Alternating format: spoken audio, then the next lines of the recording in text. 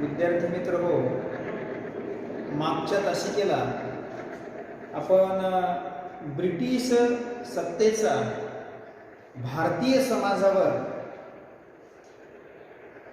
जो प्रभाव पडलेला आहे, परिणाम झालेला आहे, तर त्याच्या संदर्भामध्ये अनुक्रमे 4 मुद्दे आपण या ठिकाणी बघितलेले होते. त्याच्यामध्ये पहिला मुद्दा आपण बघितलेला होता की शिक्षण पद्धती, दुसरा सांगितला होता संस्कृती, तिसरा सांगितला होता प्रशासन आणि चौथा सांगितला होता अर्थव्यवस्था. तर आज या ब्रिटिश सत्तेचा भारतीय समाजावरील 5वा दृश्य परिणाम जो आहे किंवा 5वा दृश्य प्रभाव जो आहे, तर तो आपण या ठिकाणी बघू.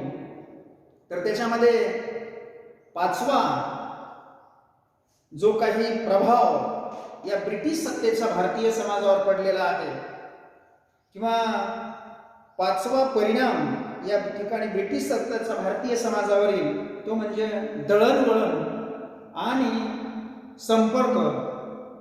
बघा, ब्रिटिश या ठिकाणी आले आणि ब्रिटिश इथं आल्याच्या नंतर दळणवळणाच्या साधनांमध्ये फार मोठ्या प्रमाणामध्ये अशा प्रकारचा या ठिकाणी प्रचार प्रसार झालेला आपल्याला दिसून येत असतो.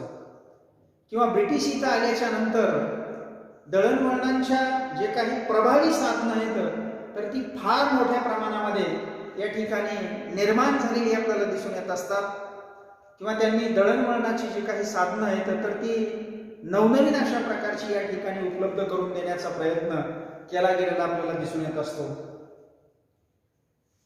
आता साधारणपणे ही दळणवळणाची जी काही प्रभावी अशा प्रकारची माध्यमं ब्रिटिशांनी या ठिकाणी सुरू केली, तर त्याच्या पाठीमागं ब्रिटिशांचा एक स्वार्थ त्या ठिकाणी दडलेला होता की आपणास प्रशासन जे आहे तर ते चांगल्या प्रकारचं चालवता यावं किंवा राज्यकारभार जो आहे तर तो राज्यकारभार या ठिकाणी सोयीचा व्हावा, या दृष्टिकोनातून ब्रिटिशांनी नवनवीन अशा प्रकारच्या दळणवळणाची साधनांची किंवा दळणवळणाच्या साधनांची उपलब्धता या ठिकाणी निर्माण करून देण्याचा प्रयत्न केला गेलेला या ठिकाणी आपल्याला दिसून येत असतो.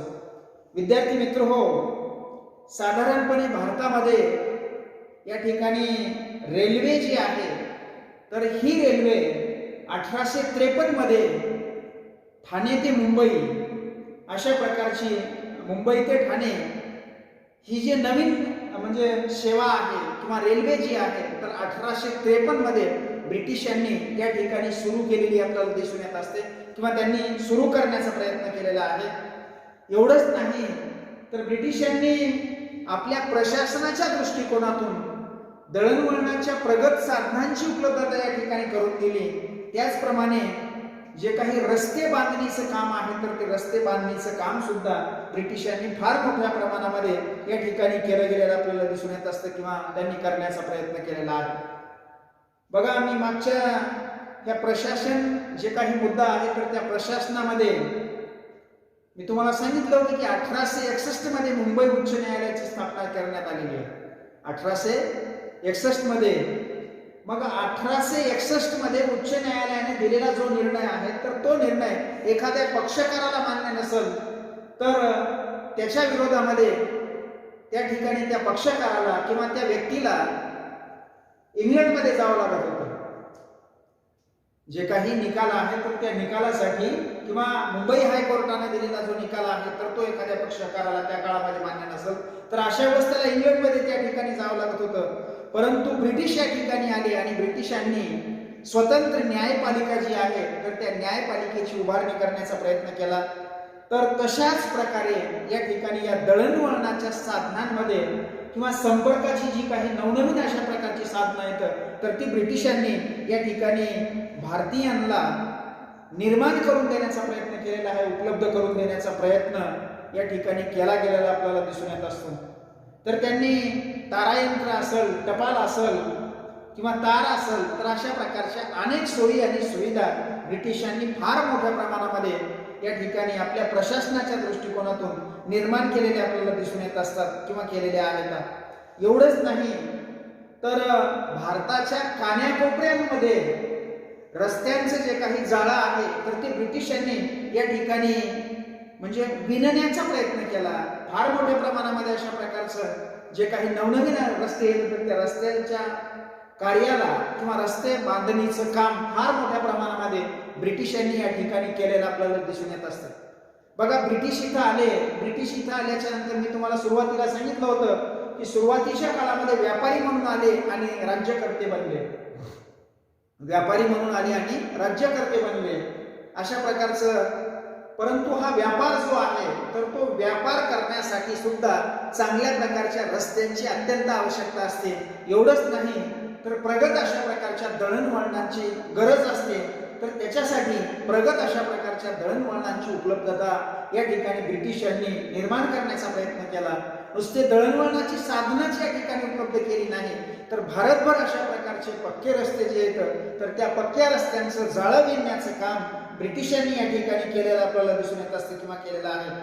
बघा, त्या काळामध्ये फार मोठ्या प्रमाणामध्ये ब्रिटिश लोक भारतामध्ये कच्चा जो माल आहे किंवा प्रचंड अशा प्रकारची जी नैसर्गिक साधन सामुग्री भारतामध्ये या ठिकाणी होती तर हा कच्चा माल जो आहे किंवा मसाल्याचे जे काही पदार्थ आहेत तर ते मसाल्याचे पदार्थ त्या काळामध्ये प्रचंड अशा प्रकारचे या ठिकाणी होते किंवा फार मोठ्या प्रमाणामध्ये भारतामध्ये ही नैसर्गिक साधन सामुग्री जी आहे तर ब्रिटिश इथं आले त्यावेळेस मुबलक अशा प्रकारची या ठिकाणी होती.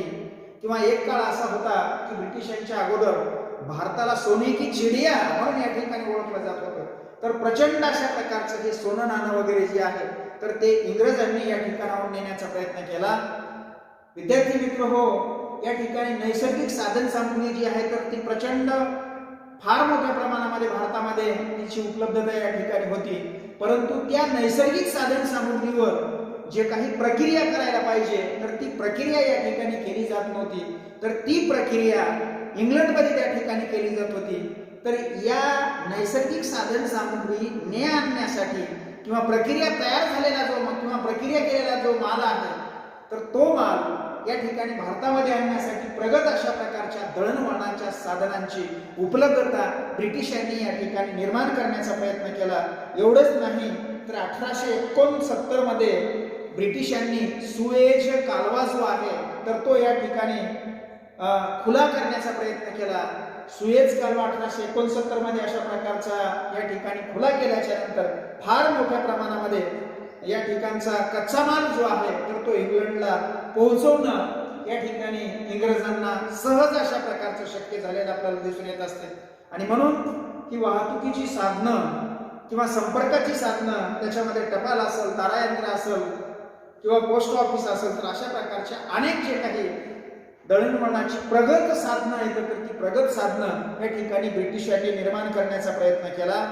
आणि एकंदरीत म्हणजे फार मोठ्या प्रमाणामध्ये इथे या ठिकाणी जो काही कच्चा माल आहे तर त्या कच्च्या मालावर किंवा तो कच्चा माल या ठिकाणाहून नेण्यासाठी जे काही दळणवळण आहेत, दळणवळणाची साधनं आहेत तर ती या ठिकाणी उपलब्ध केली.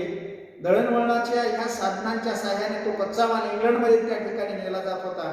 म्हणजे अत्यंत कमी किमतीमध्ये अशा प्रकारचा तो माल या ठिकाणी घ्यायचा आणि इंग्लंडमध्ये नेऊन त्याच्यावर प्रक्रिया करायची आणि तो प्रक्रिया केलेला माल किंवा पक्का तयार झालेला जो माल आहे तर तो पुन्हा भारतामध्ये म्हणजे घेतलेल्या किमतीपेक्षा दुप्पट किमतीने अशा प्रकारचा त्या ठिकाणी विकायचा. फार मोठ्या प्रमाणामध्ये अशा प्रकारचा नफा या ब्रिटिशांनी इथं मिळवण्याचा प्रयत्न केला गेला. किंवा या सुएझ कालव्याच्या माध्यमातून सुएझ कालवा 1869 मध्ये त्यांनी जे काही मोकळा करण्याचा प्रयत्न केला, खुला करण्याचा प्रयत्न केला त्याच्यामुळं फार मोठ्या प्रमाणामध्ये अशा प्रकारचं ब्रिटिशांनी इथून जे काही कच्चा माल आहे तर तो कच्चा माल नेण्याचा प्रयत्न केलेला आपल्याला दिसून येत असतो. तर त्या कच्च्या मालासाठी भारताची जे काही बाजारपेठ आहे तर त्या बाजारपेठेमध्ये फार मोठ्या प्रमाणामध्ये अशा प्रकारचं हे कच्चा माल या ठिकाणी तयार होत होता किंवा भारतामध्ये ही नैसर्गिक साधन सामुग्री जी आहे तर ती प्रचंड अशा प्रकारची या ठिकाणी असलेली आपल्याला दिसून येत असते. तर हाही परिणाम या ठिकाणी या ब्रिटिश सत्तेचा या वसाहतीच्या काळामध्ये भारतीय समाजावर पडलेला आपल्याला या ठिकाणी दिसून येत असतो. त्याच्यानंतर पुढचा मुद्दा या ठिकाणी सांगितलेला आहे, 6वा मुद्दा, तो म्हणजे राष्ट्रवादाची चळवळ या ठिकाणी उभी राहिली. बघा, ब्रिटिश सत्तेचा परिणाम म्हणून भारतीय समाजामध्ये राष्ट्रवादाची जे काही चळवळ आहे तर ती चळवळ या ठिकाणी निर्माण झालेली आपल्याला दिसून येत असते. मी तुम्हाला सुरुवातीला सांगितलं की सन किंवा इसवी सन 1600 मध्ये भारतामध्ये ईस्ट इंडिया कंपनीची या ठिकाणी स्थापना झाली. ईस्ट इंडिया कंपनीची स्थापना झाल्याच्या नंतर सुरुवातीच्या काळामध्ये अशा प्रकारचा व्यापाराच्या निमित्तानं ब्रिटिश लोक भारतामध्ये फार मोठ्या प्रमाणामध्ये या ठिकाणी वावरू लागले आणि ब्रिटिश लोक या ठिकाणी व्यापारासाठी वावरत असताना स्वतःचा ख्रिश्चन धर्म जो आहे तर या ख्रिश्चन धर्माचा फार मोठ्या प्रमाणामध्ये त्यांनी प्रचार आणि प्रसार केला गेलेला आपल्याला दिसून येत असतो. एवढंच नाही तर अनेक शाळा महाविद्यालय जे होतं तर या शाळा महाविद्यालयाची दारं या ठिकाणी ब्रिटिशांनी खुली केलेली आपल्याला दिसून येत असतात. ब्रिटिशांनी सगळ्या लोकांसाठी किंवा सगळ्या भारतीयांसाठी फार मोठ्या प्रमाणामध्ये अशा प्रकारची शाळा महाविद्यालय किंवा औपचारिक शिक्षण देणारी जे काही केंद्र येतं तर ती केंद्र किंवा त्या केंद्रांची उपलब्धता ब्रिटिशांनी भारतीय समाजामध्ये फार मोठ्या प्रमाणामध्ये अशा प्रकारची उपलब्ध करून दिलेली आपल्याला दिसून येत असतात किंवा उपलब्ध करून देण्याचा प्रयत्न त्यांनी केलेला आहे. औपचारिक शिक्षण पद्धती जी आहे तर ही औपचारिक शिक्षण पद्धती अशा प्रकारची या ठिकाणी सुरू केली. इंग्रजी इथं येण्याच्या अगोदर या ठिकाणी समाजातल्या 3 वर्ण जे येतं तर ते 3 वर्ण म्हणजे ब्राह्मण, क्षत्रिय आणि वैश्य या 3 वर्णालाच अशा प्रकारचा शिक्षण घेण्याचा अधिकार होता. 4था वर्ण जो आहे तर त्या शूद्राला शिक्षण घेण्याचा अधिकार या ठिकाणी भारतीय समाजामध्ये नाकारलेला होता असं आपल्याला म्हणता येईल. एवढंच नाही तर स्त्रियांना सुद्धा शिक्षणापासून दूर ठेवण्याचा प्रयत्न या ठिकाणी केला गेलेला आपल्याला दिसून येत असतो किंवा स्त्रियांना शिक्षण घेण्याचा अधिकार म्हणजे अगोदरच्या काळामध्ये या ठिकाणी नव्हता. ब्रिटिश इथं आले आणि ब्रिटिश इथं आल्याच्या नंतर ब्रिटिशांनी फार मोठ्या प्रमाणामध्ये या ठिकाणी शाळा महाविद्यालय किंवा इंग्रजी जे काही विषय आहेत इंग्रजी साहित्य जे आहे तर या इंग्रजी साहित्याचा अभ्यासक्रमामध्ये अशा प्रकारचा समावेश ब्रिटिशांनी या ठिकाणी केला गेलेला आपल्याला दिसून येत असतो. तर अशा प्रकारचं इंग्रजी शिक्षण पद्धती जी आहे तर ती इंग्रजी शिक्षण पद्धती भारतातल्या अनेक मुलामुलींनी अशा प्रकारची अनुसरण्याचा प्रयत्न केलेला आहे किंवा इंग्रजी शिक्षण पद्धती जी आहे तर ती इंग्रजी शिक्षण पद्धती त्यांनी त्या ठिकाणी शिकण्याचा प्रयत्न केला गेलेला आपल्याला दिसून येत असतो किंवा करण्याचा प्रयत्न केलेला आहे. तर या ठिकाणी ब्रिटिशांनी जे काही इंग्रजी शिक्षण पद्धती किंवा इंग्रजी भाषेचा या ठिकाणी जे काही वापर करण्याचा प्रयत्न केला तर त्या वापरामुळं या ठिकाणी फार मोठ्या प्रमाणामध्ये भारतीय लोकांनी या इंग्रजी साहित्याचा अभ्यास करण्याचा प्रयत्न केलेला आपल्याला या ठिकाणी दिसून येत असतो. आणि इंग्रजी साहित्याचा अभ्यास केल्याच्या नंतर या भारतीय मुलामुलींमध्ये अशा प्रकारचं परिवर्तन जे आहे तर या परिवर्तनाचा फार मोठा म्हणजे बदल किंवा परिवर्तन या ठिकाणी भारतीय लोकांमध्ये झालेला आपल्याला दिसून येत असतो. जन्मानं या ठिकाणी हे भारतीय लोक आहे की नाही परंतु त्यांनी इंग्रजी साहित्याचा अभ्यास केला आणि इंग्रजी साहित्याचा अभ्यास केल्याच्या नंतर या ठिकाणी भारतीय समाज का मागासलेला आहे आणि इंग्लंडचा समाज का पुढारलेला आहे अशा प्रकारची तुलनात्मक जे काही दृष्टिकोन आहे तर तो ब्रिटिशांच्या या इंग्रजी साहित्यामुळं भारतीय लोकांमध्ये निर्माण झालेला आपल्याला दिसून येत असतो. इंग्लंडचे लोक का पुढारलेले आहेत? इंग्रजांचा आपल्यावर प्रभाव आहे. इंग्रजांच्या आधिपत्याखाली या ठिकाणी आपण आहोत किंवा आपण पारतंत्र्यामध्ये या ठिकाणी आहोत. मग पारतंत्र्यामध्ये का आहोत तर याचा विचार करण्याची जे काही म्हणजे एक तर्कबुद्धी आहे किंवा संसदी विवेक बुद्धी जी आहे तर ती इंग्रजी साहित्यामुळे भारतीय लोकांमध्ये अशा प्रकारची निर्माण झाली आणि ती निर्माण झाल्याच्या नंतर म्हणजे प्रत्येक मुलगा किंवा प्रत्येक जे काही मुलं मुली आहेत तर त्या मुला मुलींनी अशा प्रकारचं हे जे काही औपचारिक शिक्षण पद्धती आहे तर ही औपचारिक शिक्षण पद्धती त्यांनी त्या ठिकाणी अनुसरण्याचा प्रयत्न केला, शिक्षण घेण्याचा प्रयत्न केला किंवा इंग्रजी साहित्य या ठिकाणी त्यांनी अनुसरण करण्याचा प्रयत्न केला किंवा इंग्रजी साहित्याचा त्यांनी अभ्यास करण्याचा प्रयत्न केला. आणि भारतीय समाजाची तुलना हे लोक ज्यांनी कोणी इंग्रजी साहित्याचा अभ्यास केलेला ज्या मुलांनी अशा प्रकारचा इंग्रजी साहित्याचा या ठिकाणी अभ्यास केला तर त्या मुलांमध्ये अशा प्रकारचं म्हणजे भारतीय लोक का मागासलेले आहेत आणि इंग्लंडचा समाज का पुढारलेला आहे अशा प्रकारचा एक तुलनात्मक दृष्टिकोन त्या ठिकाणी निर्माण झालेला आपल्याला दिसून येत असतो. आणि याच्यामधूनच राष्ट्रवादाची जी काही चळवळ आहे तर ती फार मोठ्या प्रमाणामध्ये अशा प्रकारची भारतामध्ये या ठिकाणी निर्माण झालेली आपल्याला दिसून येत असते. तर सुरुवातीच्या काळामध्ये म्हणजे इंग्रजी साहित्य ज्या मुलांनी अशा प्रकारचा शिकण्याचा प्रयत्न केला तर त्या मुलांमध्ये अशा प्रकारे राष्ट्रवादाचा प्रचार जो आहे तर त्या मुलामुलींनी फार मोठ्या प्रमाणामध्ये या राष्ट्रवादाचा प्रचार आणि प्रसार करण्याचा प्रयत्न केला. म्हणजे भारताला सुद्धा या ठिकाणी स्वातंत्र्याची गरज आहे अशा प्रकारचे ह्या मुलामुलींनी, इंग्रजी साहित्याचा अभ्यास केलेल्या मुलामुलींनी त्यांच्यामध्ये अशा प्रकारची एक राष्ट्रवादाची जी काही चळवळ आहे तर ती फार जोमानं अशा प्रकारची या ठिकाणी निर्माण झालेली आपल्याला दिसून येत असते. किंवा ती चळवळ जी आहे तर ती फार मोठ्या प्रमाणामध्ये या भारतीय लोकांमध्ये अशा प्रकारची निर्माण केली गेली. म्हणजे भारतीय लोकांना सुद्धा या ठिकाणी स्वातंत्र्याची गरज आहे अशा प्रकारची ही गोष्ट जी आहे तर ती इंग्रजी साहित्यामुळेच या ठिकाणी निर्माण झालेली आपल्याला दिसून येत असते किंवा निर्माण झालेली आहे. किंवा राष्ट्रवादाची जी काही चळवळ आहे तर ती राष्ट्रवादाची चळवळ या ठिकाणी जोम धरू लागलेली आपल्याला दिसून येत असते. आणि त्याच्यामधूनच साधारणपणे 1857चा राष्ट्रीय उठाव जो आहे तर तेच राष्ट्रीय उठाव 1857चा राष्ट्रीय उठाव जो आहे तर हेच या राष्ट्रवादाचे एक द्योतक म्हणून त्या ठिकाणी आपल्याला दिसून येत असते. किंवा पहिल्यांदा ब्रिटिशांच्या विरुद्ध भारतीयांनी 1857चा राष्ट्रीय उठाव जो आहे किंवा चळवळ जी आहे तर ती या ठिकाणी निर्माण करण्याचा प्रयत्न केला. हा राष्ट्रवादी चळवळीचाच एक भाग म्हणून या ठिकाणी आपल्याला स्पष्ट करता येऊ शकतो. तर ही राष्ट्रवादाची चळवळ भारतीय लोकांमध्ये फार जोमानं अशा प्रकारची या ठिकाणी वाढू लागली. ती का वाढू लागली तर प्रत्येकाला या ठिकाणी स्वातंत्र्य जे आहे, मी पारतंत्र्यामध्ये आहे, मला हे पारतंत्र्य या ठिकाणी झुगारून द्यायचं अशा प्रकारचं प्रत्येकाच्या मनामध्ये हा भाव जो आहे किंवा हे जे काही स्वातंत्र्य आहे तर या स्वातंत्र्याची आपल्याला गरज आहे अशा प्रकारचं प्रत्येक व्यक्तीच्या मनामध्ये या ठिकाणी तो दृष्टिकोन निर्माण झाला.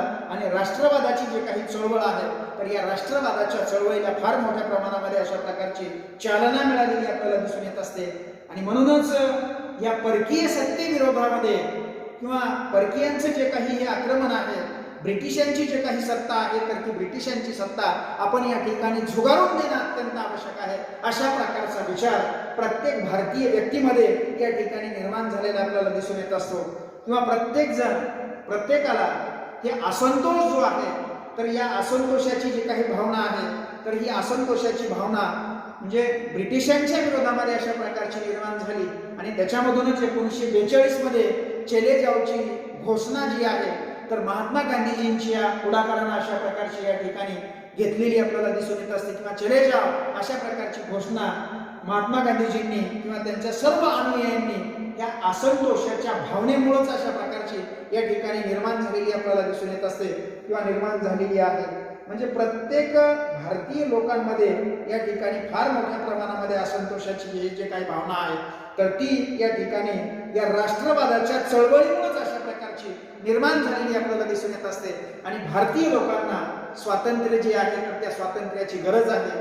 भारतीय लोकांना या ठिकाणी म्हणजे जे काही स्वातंत्र्य आहे तर ते स्वातंत्र्याची अत्यंत आवश्यकता या ठिकाणी आहे अशा प्रकारचा विचार प्रत्येक भारतीय लोकांमध्ये या ठिकाणी निर्माण झालेला आपल्याला दिसून येत असतो. एवढंच नाही तर राष्ट्रवादी चळवळीचाच एक परिणाम म्हणून भारतामध्ये 1885 मध्ये भारतीय राष्ट्रीय काँग्रेसची स्थापना या ठिकाणी झालेली आपल्याला दिसून येत असते. राष्ट्रवादी या ठिकाणी राष्ट्रवादाची जे काही चळवळ आहे तर या राष्ट्रवादी चळवळीचाच एक भाग म्हणून भारतामध्ये 1885 मध्ये भारतीय राष्ट्रीय काँग्रेसची स्थापना या ठिकाणी निर्माण झालेली आपल्याला दिसून येत असते. या भारतीय राष्ट्रीय काँग्रेसनं अशा प्रकारचा 1885 मध्ये स्थापना केली. आणि स्थापना केल्याच्या नंतर ही भारतीय राष्ट्रीय काँग्रेस या ठिकाणी या स्वातंत्र्याच्या लढ्यामध्ये अशा प्रकारची उतरलेली आपल्याला दिसून येत असते. बघा, तत्कालीन जे काही नेते आहेत तर त्या तत्कालीन नेत्यांनी त्या ठिकाणी सांगितलेलं होतं की ही भारतीय राष्ट्रीय काँग्रेस जी आहे तर ही भारताला या ठिकाणी स्वातंत्र्य मिळवून देण्यासाठी अशा प्रकारची हिची निर्मिती या ठिकाणी केली गेलेली आहे. आणि त्यावेळेस त्यांनी हेही सांगितलेलं होतं की ज्यावेळेस भारताला स्वातंत्र्य मिळणार आहे त्यावेळेस या भारतीय राष्ट्रीय काँग्रेसचं विसर्जन करण्यात येणार आहे. परंतु 1947 ला ज्यावेळेस भारताला स्वातंत्र्य या ठिकाणी मिळालं त्यावेळेस भारतीय राष्ट्रीय काँग्रेसचं विसर्जन या ठिकाणी केलं गेलं नाही. तर हीच भारतीय राष्ट्रीय काँग्रेस 1947 च्या नंतर सत्तेच्या राजकारणामध्ये अशा प्रकारची या ठिकाणी उतरलेली आपल्याला दिसून येत असते किंवा उतरलेली आहे. तर विद्यार्थी मित्र हो, अशा प्रकारचं या ठिकाणी भारतीय स्वातंत्र्य लढ्यामध्ये अनेक लोक या ठिकाणी हिरिरीने म्हणजे अशा प्रकारचे त्या ठिकाणी भाग घेऊ लागले. प्रत्येकाला स्वातंत्र्याची चाहूल या ठिकाणी लागलेली आपल्याला दिसून येत असते. स्वातंत्र्य जे आहे तर त्या स्वातंत्र्याची आपल्याला गरज आहे आणि म्हणूनच हजारो लोकांनी अशा प्रकारचे म्हणजे ब्रिटिशांच्या विरोधामध्ये अशा प्रकारचे जे काही दंड थोपटण्याचं काम आहे, जलजावची चळवळ जी आहे किंवा म्हणजे अनेक जे काही हुतात्मे जे आहेत तर त्या हुतात्म्यांनी आपल्या जीवांचं बलिदान या स्वातंत्र्य लढ्यासाठी अशा प्रकारचं निर्माण करून दिलेलं आपल्याला दिसून येत असतं. तर ही राष्ट्रवादाची चळवळ भारतीय लोकांमध्ये अशा प्रकारच्या या इंग्रजी साहित्यामुळं, इंग्रजी शिक्षणामुळं या ठिकाणी निर्माण झालेली आपल्याला दिसून येते आणि त्याच्यामधूनच अनेक नेते या ठिकाणी त्याच्यामध्ये भारतीय राष्ट्रीय काँग्रेसचं जे काही उदय 1885 मध्ये झाला, तर याच भारतीय राष्ट्रीय काँग्रेसचं जे काही नेतृत्व आहे तर ते महात्मा गांधीजींनी अशा प्रकारचं त्या ठिकाणी केलं गेलेलं आपल्याला दिसून येत असतं किंवा करण्यात आलेलं आहे. तर अशा प्रकारचं या ठिकाणी या भारतीय राष्ट्रीय काँग्रेसच्या माध्यमातून राष्ट्रवादाची चळवळ भारतीय लोकांमध्ये फार मोठ्या प्रमाणामध्ये या ठिकाणी निर्माण झालेली आहे किंवा निर्माण झालेली आपल्याला दिसून येत असते. त्याच्यानंतर या ठिकाणी 7वा मुद्दा पुढे सांगितलेला आहे की समाज सुधारणांच्या चळवळी भारतीय समाजामध्ये या ठिकाणी निर्माण झाल्या. हा सुद्धा ब्रिटिश सत्तेचा किंवा वसाहतीच्या काळामध्ये भारतीय लोकांवर या ब्रिटिश सत्तेचा हाही एक 7वा दृश्य अशा प्रकारचा परिणाम प्रभाव या ठिकाणी आपल्याला स्पष्ट करता येतो आणि तो म्हणजे समाज सुधारणांची चळवळ या ठिकाणी भारतीय समाजामध्ये निर्माण झालेली आपल्याला दिसून येत असते. विद्यार्थी मित्र, मी तुम्हाला आत्ताच सांगितलं की भारतीय लोकांसाठी अशा प्रकारच्या ब्रिटिशांनी फार मोठ्या प्रमाणामध्ये अशा प्रकारच्या शाळा महाविद्यालय या ठिकाणी सुरू केलं आहे की नाही. अगोदरच्या काळामध्ये ब्राह्मण, क्षत्रिय, वैश्य या 3 लोकांनाच या ठिकाणी शिक्षण घेण्याचा अधिकार होता. शूद्राला या ठिकाणी शिक्षण घेण्याचा अधिकार नव्हता किंवा स्त्रीला सुद्धा शिक्षण घेण्याचा अधिकार नव्हता.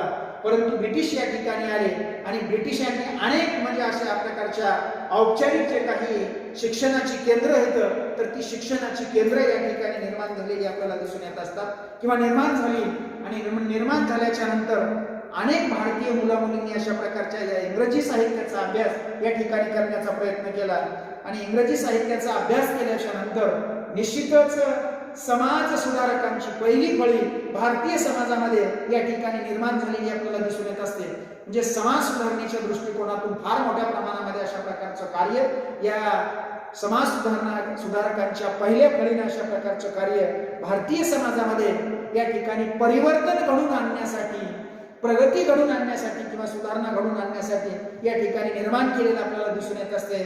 तर साधारणपणे 19व्या शतकामध्ये फार मोठ्या प्रमाणामध्ये अशा प्रकारचा सामाजिक सुधारणा किंवा धार्मिक सुधारणा किंवा ज्या काही चळवळी येतात तर त्या चळवळी या ठिकाणी निर्माण झालेल्या आपल्याला दिसून येत असतात. तर त्याच्यामध्ये साधारणपणे राजाराम मोहन राय यांच्यापासून म्हणजे अशा प्रकारच्या समाज सुधारणेला सुरुवात या ठिकाणी झालेली आपल्याला दिसून येत असते किंवा झालेली आहे असं आपण या ठिकाणी म्हणू शकतो. बघा, राजाराम मोहन राय यांना आधुनिक भारताचे जनक म्हणून या ठिकाणी ओळखले जात असते. म्हणजे समाज सुधारणांची जे काही चळवळ आहे तर ती राजाराम मोहन राय यांच्यापासून या ठिकाणी सुरू झालेली आपल्याला दिसून येत असते. बघा, राजाराम मोहन राय यांनी सामाजिक सुधारणा घडवून आणण्यासाठी 1828 मध्ये ब्राह्मो समाजाची स्थापना केलेली आपल्याला दिसून येत असते. ब्राह्मो समाज जो आहे तर या ब्राह्मो समाजाची त्यांनी त्या ठिकाणी निर्मिती केलेली आपल्याला दिसून येत असते. कुठल्याही प्रकारच्या मूर्तीची पूजा करू नका किंवा मूर्तीची पूजा करण्याची गरज नाही अशा प्रकारचा विचार राजाराम मोहन राय यांनी या ब्राह्मो समाजाच्या ब्रह्माची उपासना करणारा समाज, ब्रह्माची उपासना करणारा जो समाज आहे तर त्याला त्या ठिकाणी ब्राह्मो समाज अशा प्रकारचे या ठिकाणी नाव देण्यात आलेलं आहे. तर या ब्राह्मो समाजानं राजाराम मोहन राय यांच्या माध्यमातून म्हणजे ब्राह्मो समाजाची स्थापना 1828 मध्ये अशा प्रकारची या ठिकाणी केली आणि या ब्राह्मो समाजाच्या माध्यमातून भारतीय समाजामध्ये फार मोठ्या प्रमाणामध्ये समाज सुधारणा घडवायला सुरुवात केलेली आपल्याला या ठिकाणी दिसून येत असते. धार्मिक सुधारणा घडवून आणण्यासाठी फार मोठ्या प्रमाणामध्ये अशा प्रकारचं कार्य राजाराम मोहन राय यांनी केलेलं आपल्याला या ठिकाणी दिसून येत असते. विद्यार्थी मित्र हो, भारतीय समाजामध्ये सतीची चाल जी आहे तर ती चाल हजारो वर्षापासून अशा प्रकारची या ठिकाणी चालत आलेली आपल्याला दिसून येत असते. सतीची चाल जी आहे तर ती हजारो वर्षापासून भारतीय समाजामध्ये अशा प्रकारची या ठिकाणी रुजलेली होती. सतीची चाल जी आहे तर हे सतीची चाल तिला एक प्रकारचं धार्मिक स्वरूप देण्याचा प्रयत्न भारतीय लोकांनी या ठिकाणी केला गेलेला आपल्याला दिसून येत असतो. एखादी आता सती म्हणजे काय, त्याला धार्मिक स्वरूप कशा प्रकारचं दिलं गेलेलं होतं, तर भारतीय समाजामध्ये अशा प्रकारचं या ठिकाणी हजारो वर्षापासूनची ही परंपरा किंवा रूढी भारतीय समाजामध्ये या ठिकाणी रुजलेली होती. आणि म्हणून सतीची चाल बंद करण्याचा पहिला प्रयत्न राजाराम मोहन राय यांनी केलेला आपल्याला दिसून येत असतो. राजाराम मोहन राय यांनी सतीची चाल जी आहे तर ती बंद करण्याचा प्रयत्न केला. बघा, सतीची चाल म्हणजे काय, तर एखादी स्त्री जी आहे तर त्या स्त्रीचा पती वारल्याच्या नंतर ज्यावेळेस त्या पतीला त्या ठिकाणी म्हणजे जो अग्नी वगैरे दिला जात असतो तर त्या अग्नीवर किंवा त्या चित्तेवर त्या स्त्रीने उडी मारायची. त्या स्त्रीने काय करायचं, सती जायचं. म्हणजे त्या स्त्रीचा पती वारल्याच्या नंतर त्या स्त्रीला या ठिकाणी राहण्याचा अधिकार नाही, अशा प्रकारची एक भ्रामक कल्पना या भारतीय समाजातल्या लोकांनी निर्माण करण्याचा प्रयत्न केलेला होता. आणि म्हणून एक भ्रामक अशा प्रकारची कल्पना या ठिकाणी अज्ञानीपणाची कल्पना या भारतीय समाजामध्ये किंवा त्या स्त्रियांमध्ये निर्माण करण्याचा प्रयत्न भारतीय लोकांनीच या ठिकाणी केला गेलेला आपल्याला दिसून येत असतो. त्याच्यामध्ये अशा प्रकारचं सांगितलेलं आहे की एखाद्या स्त्रीचा पती वारल्याच्या नंतर त्या स्त्रीनं आपल्या पतीसोबत सती जाणं अत्यंत आवश्यक आहे. ती स्त्री जर त्या ठिकाणी सती नाही गेली, ती स्त्री त्या ठिकाणी त्या पतीसोबत तिने चित्तेवर जर उडी त्या ठिकाणी नाही मारली किंवा चित्तेवर उडी मारण्याचा तिने जर प्रयत्न नाही केला तर अशा वेळेस तिचा पती जो आहे तर तो पती त्या ठिकाणी नरकामध्ये जाणार आहे. आणि ती स्त्री जर त्या ठिकाणी सती गेली तर अशा वेळेस तिचा पती जो आहे तर तो स्वर्गामध्ये जाणार आहे. अशा प्रकारची भ्रामक कल्पना या भारतीय समाजामध्ये रुजवण्याचा प्रयत्न या ठिकाणी झालेला होता. हजारो वर्षापासून अशा प्रकारची ही सतीची चाल जी आहे तर ती सतीची चाल या भारतीय समाजामध्ये अशा प्रकारची रुजलेली होती. आणि म्हणून राजाराम मोहन राय यांनी सतीची चाल बंद करण्यासाठी आपल्या म्हणजे आयुष्यातले कमीत कमी 30 ते 35 वर्ष अशा प्रकारचे त्या ठिकाणी खर्च घातलेले आपल्याला दिसून येत असतात. वेळोवेळी अशा प्रकारचे ब्रिटिशांना त्या ठिकाणी त्यांनी विनंत्या, अर्ज हे ब्रिटिशांना त्या ठिकाणी करण्याचा प्रयत्न केलेला आहे. ब्रिटिशांनी सतीची चाल बंद करावी यासाठी वेळोवेळी अशा प्रकारचे विनंत्या, अर्ज राजाराम मोहन राय यांनी ब्रिटिशाकडे केले गेलेले आपल्याला दिसून येत असतात किंवा करण्याचा प्रयत्न केलेला आहे. बघा, राजाराम मोहन राय यांचे ज्येष्ठ बंधू जे आहेत जगमोहन राय, राजाराम मोहन राय यांच्या मोठ्या भावाचं नाव जगमोहन राय असं आहे. जगमोहन राय किंवा ज्येष्ठ बंधू जगमोहन राय, तर ह्या जगमोहन राय यांचा मृत्यू झाला. आणि मृत्यू झाल्याच्या नंतर त्या जगमोहन राय यांची पत्नी जी आहे तर तिचं नाव आलोक मंजिरी असं आहे. तर आलोक मंजिरी म्हणजे जगमोहन राय यांच्या मृत्यूनंतर आलोक मंजिरी त्या ठिकाणी सती जायला निघाली.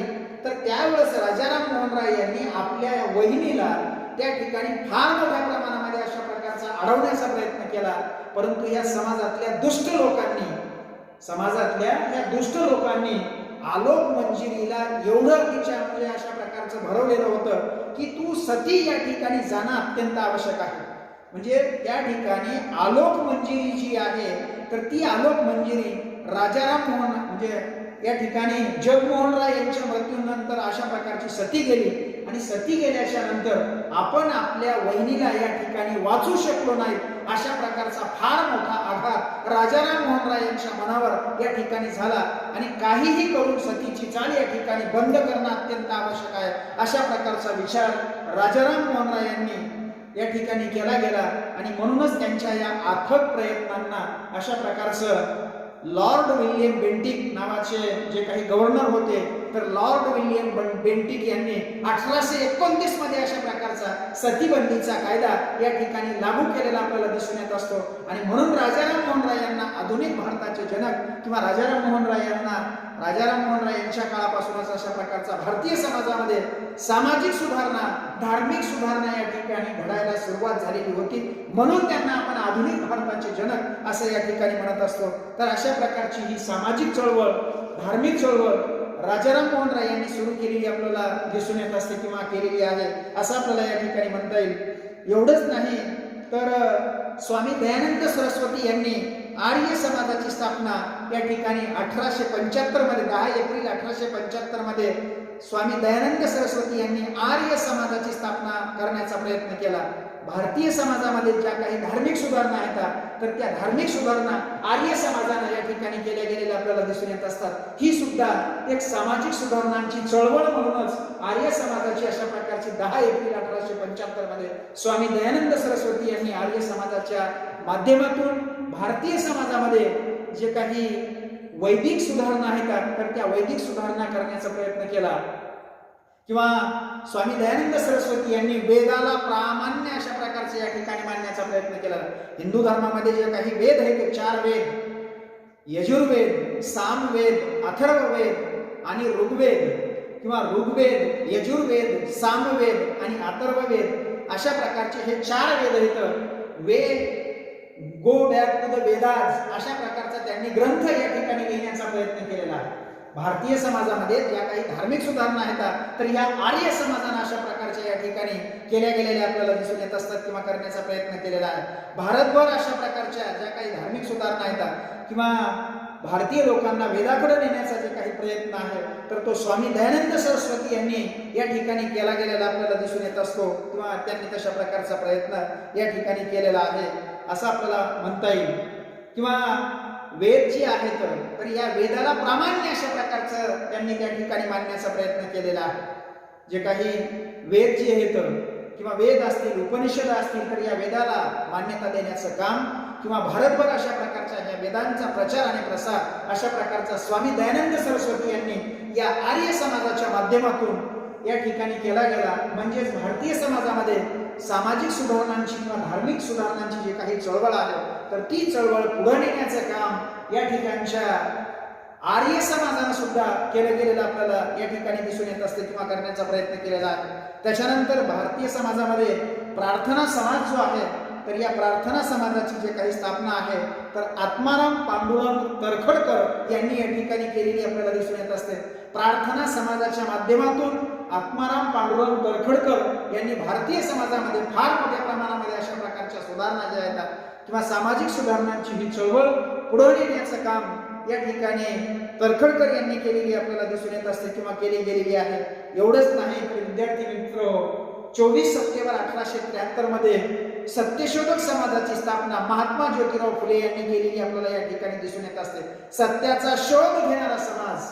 बघा त्या काळामध्ये जे काही शूद्र आहेत किंवा जो कनिष्ठ जाती ज्या आहेत तर या कनिष्ठ जातीला कुठल्याही प्रकारचे अधिकार त्या ठिकाणी या समाजामध्ये नव्हते. या ठिकाणी कनिष्ठ जाती जी आहेत वरिष्ठ जातींना शिक्षण घेण्याचा अधिकार होता. वरिष्ठ जातींना धार्मिक कार्यामध्ये अशा प्रकारचा भाग घेण्याचा त्या ठिकाणी अधिकार होता. किंवा वरिष्ठ जाती जी आहेत तर ह्या वरिष्ठ जातीला सत्तेच्या राजकारणामध्ये त्या ठिकाणी उतरता येत होतं, राजकारणामध्ये भाग घेता येत होता. किंवा सत्तेची जे काही केंद्रीकरण आहे तर त्या वरिष्ठ जातीकडेच त्या ठिकाणी अशा प्रकारचं होतं असं आपल्याला या ठिकाणी म्हणता येईल. आणि म्हणून या ठिकाणी ह्या म्हणजे हे जे काही सगळे अधिकार आहेत तर हे सगळे अधिकार या ठिकाणच्या कनिष्ठ जातीला सुद्धा मिळणं अत्यंत आवश्यक आहे. एवढंच नाही तर मुलींसाठी सत्यशोधक समाजानं महात्मा ज्योतिराव फुलेंनी 1848 मध्ये पुण्याच्या भिडेवाड वाड्यामध्ये मुलींची पहिली शाळा अशा प्रकारची त्यांनी त्या ठिकाणी सुरू केलेली आपल्याला दिसून येत असते. क्रांती ज्योती सावित्रीबाई फुले यांच्या माध्यमातून त्यांनी हजारो मुलींना म्हणजे अशा प्रकारचं नंतरच्या काळामध्ये या ठिकाणी शिक्षण देण्याचा प्रयत्न केला.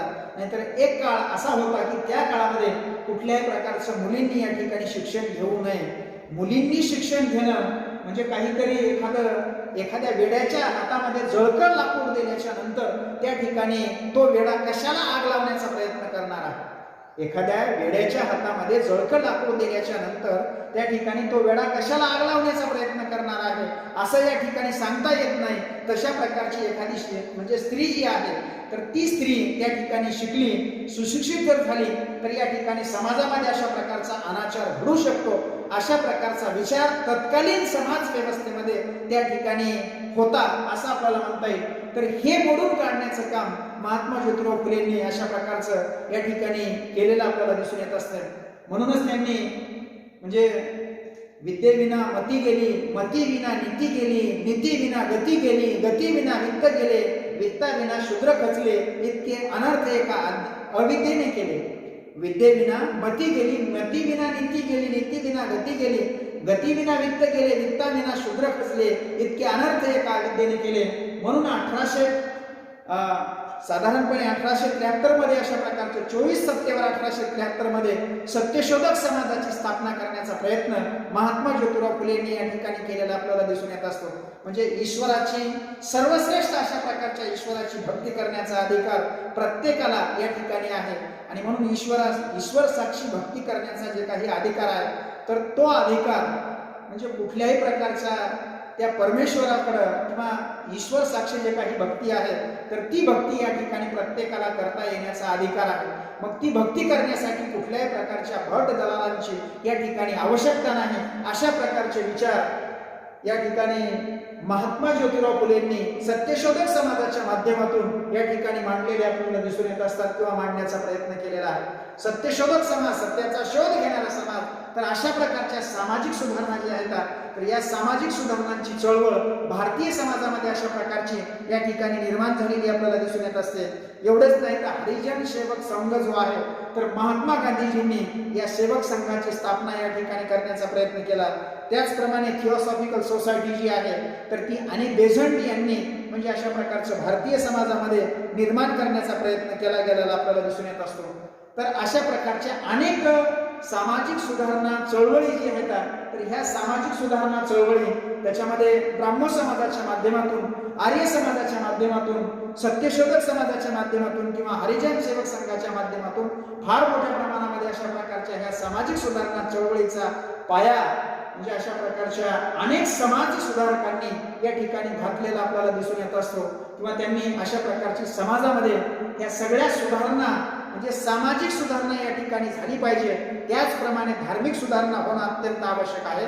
अशा प्रकारचे विचार या सगळ्या समाज सुधारकांच्या माध्यमातून या ठिकाणी मांडलेले आपल्याला दिसून येत असतात किंवा मांडण्याचा प्रयत्न केलेला आहे. एवढंच नाही तर जे काही कालबाह्य अशा प्रकारची शिक्षण पद्धती आहे तर ती कालबाह्य शिक्षण पद्धती त्यागण्याचा प्रयत्न या सगळ्या समाज सुधारकांच्या माध्यमातून या ठिकाणी निर्माण केलेला आपल्याला दिसून येत असतो किंवा ज्या काही प्रतिगामी अशा प्रकारच्या प्रथा आहेत तर त्या प्रथा या ठिकाणच्या समाज सुधारणेच्या माध्यमातून अशा प्रकारच्या नष्ट करण्याचा प्रयत्न या ठिकाणी केला गेलेला आपल्याला दिसून येत असतो.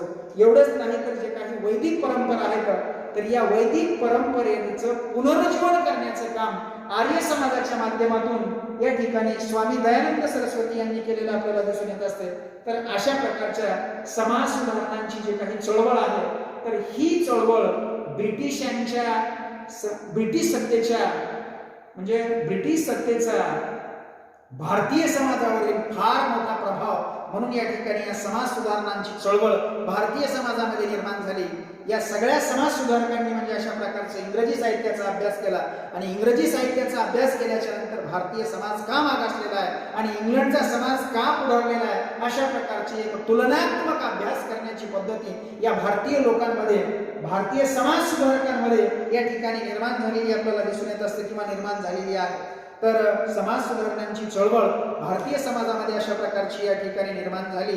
तर हाही परिणाम, हा एक दृश्य अशा प्रकारचा परिणाम या ब्रिटिश सत्तेचा म्हणजे ब्रिटिश इथं जर आले नसते तर या भारतीय लोकांना, या भारतीय मुलामुलींना या इंग्रजी साहित्याचा अभ्यास या ठिकाणी करता आला नसता आणि अभ्यास जर करता आला नसता तर या समाज सुधारकांची पहिली फळी या ठिकाणी निर्माण झाली नसती. अशा प्रकारचा एक दृश्य अशा प्रकारचा प्रभाव या ब्रिटिशांचा भारतीय समाजावर या ठिकाणी पडलेला आपल्याला दिसून येत असतो किंवा पडलेला आहे असं आपल्याला या ठिकाणी म्हणता येईल. त्याच्यानंतर विद्यार्थी मित्र हो, शेवटचा मुद्दा या ठिकाणी सांगितलेला आहे ब्रिटिश सत्तेचा भारतीय समाजावर जे काही दृश्य परिणाम आहे आणि तो म्हणजे अनेक सामाजिक कायदे या ठिकाणी निर्माण झालेले आपल्याला दिसून येत असतात किंवा निर्माण झालेले आहेत.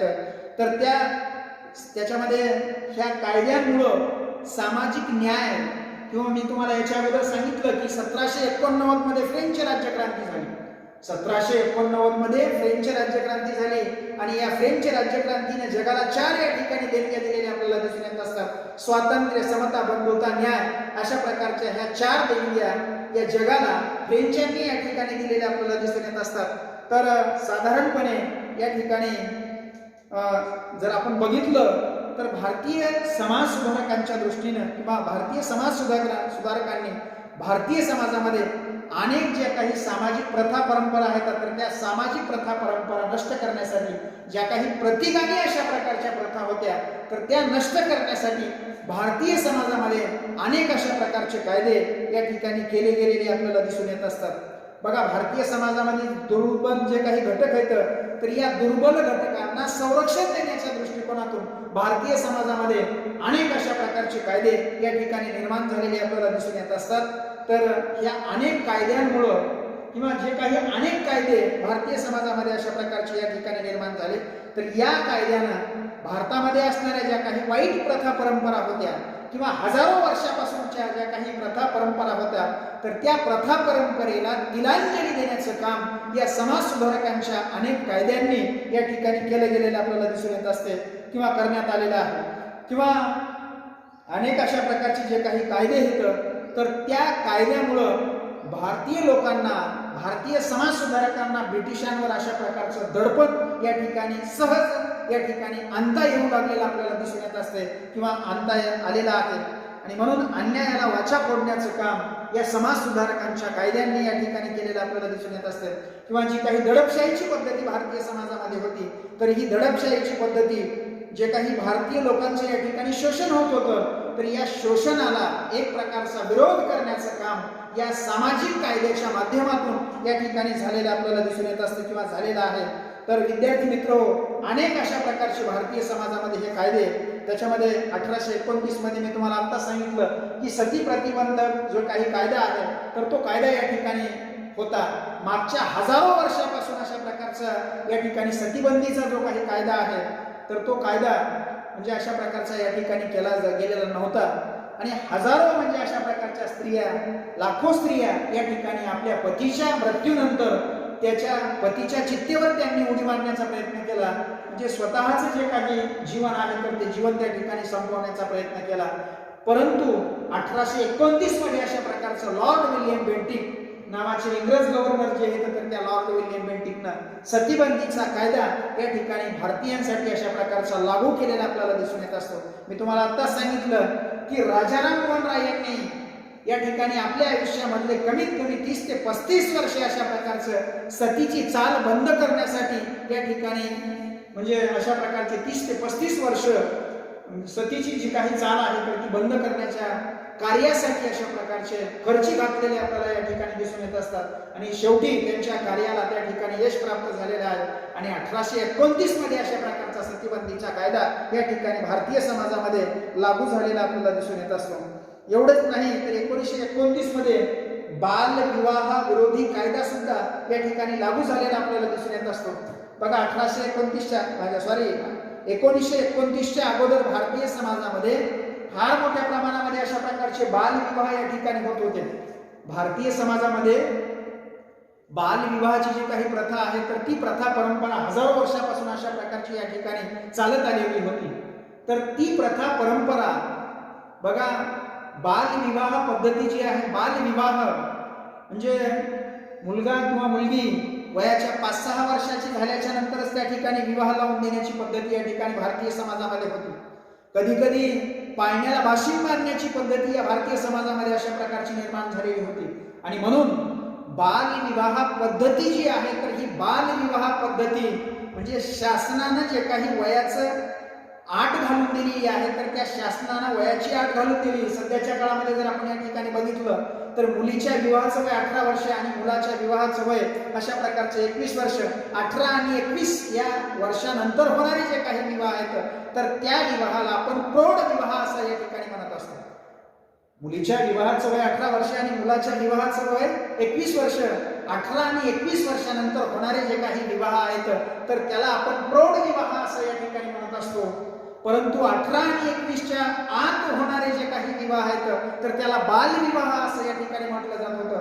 बघा, अगोदरच्या काळामध्ये फार मोठ्या प्रमाणामध्ये बालविवाहाची पद्धती भारतीय समाजामध्ये या ठिकाणी निर्माण झालेली होती. 4-5 वर्षाचा मुलगा, 5-7 वर्षाचा मुलगी किंवा 4-5 वर्षाची मुलगी, 7-8 वर्षाचा मुलगा, या दोघांमध्ये अशा प्रकारचा बालविवाहाची पद्धती या ठिकाणी म्हणजे बालविवाह लावून दिला जायचा. बघा, या ठिकाणी या सगळ्या समाज सुधारकांनी बालविवाह पद्धती जी आहे, बालविवाह पद्धतीमुळं किंवा बालविवाह पद्धती ही सगळ्या समस्येचं मूळ आहे अशा प्रकारचा विचार या ठिकाणी अनेक लोकांच्या मनामध्ये अशा प्रकारचा या ठिकाणी घोळत होता. किंवा अनेक समाज सुधारकांनी ही बालविवाहाची पद्धती जी आहे तर ती नष्ट व्हायला पाहिजे. कारण बालविवाह पद्धती जी आहे तर या बालविवाह पद्धती सगळ्या समस्येचं मूळ आहे असं त्यांना त्या ठिकाणी कळून चुकलेलं होतं. बालविवाहामुळे सतीसारखा प्रश्न निर्माण झालेला होता. बालविवाहामुळं या ठिकाणी म्हणजे अनेक प्रश्न, सतीसारखी पद्धती जी आहे किंवा मुलींना म्हणजे हुंड्यासारखा प्रश्न जो आहे किंवा मुलींना देवाला सोडण्याची जे काही पद्धती आहे तर अशा प्रकारच्या अनेक प्रथा परंपरा या ठिकाणच्या या बालविवाह पद्धतीमुळे भारतीय समाजामध्ये निर्माण झालेल्या होत्या. आणि म्हणून 1929 मध्ये अशा प्रकारचा बालविवाह प्रतिबंध कायदा या ठिकाणी भारतामध्ये लागू झालेला आपल्याला दिसून येत असतो किंवा लागू झालेला आहे. तर अशा प्रकारचं या ठिकाणी समाज परिवर्तनाच्या दृष्टिकोनातून निश्चितच म्हणजे फार मोठ्या प्रमाणामध्ये ब्रिटिशांचा प्रभाव भारतीय लोकांवर या ठिकाणी पडलेला आपल्याला दिसून येत असतो किंवा पडलेला आहे.